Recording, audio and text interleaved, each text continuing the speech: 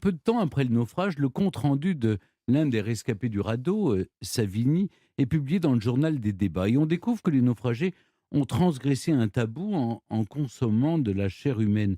C'est un choc pour l'opinion ou est-ce que les gens comprennent très bien qu'ils n'avaient pas le choix? Alors, ce qui est frappant, c'est qu'en effet, c'est un choc pour l'opinion, évidemment, parce que consommer de la chair humaine, c'est toujours considéré comme une transgression d'un tabou qui remonte à la nuit des temps, même si on sait qu'au moment des guerres napoléoniennes, par exemple, que ce soit lors de la campagne de Russie ou pendant la guerre d'Espagne ou en Italie, il y a eu de consommation de chair humaine, parce que quand on n'a rien à manger, c'est le dernier recours auquel on va faire appel.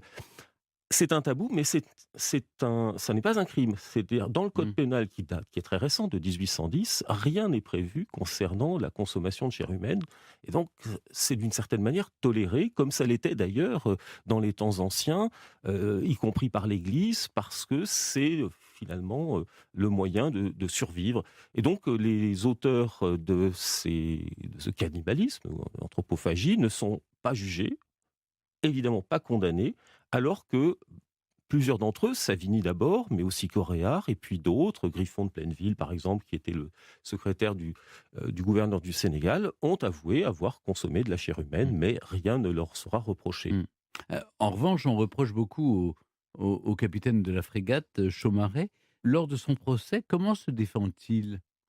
Lors du procès, on fait absolument pas état du radeau, comme si le radeau n'existait pas. Ce qu'on lui reproche, c'est essentiellement d'avoir abandonné son navire, de ne pas l'avoir abandonné le dernier, donc d'être parti beaucoup plus tôt, et puis d'avoir fait cette erreur de navigation qui était contraire aux consignes qu'il avait reçues du ministère de la Marine. Lui se défend en expliquant qu'il est victime d'un complot.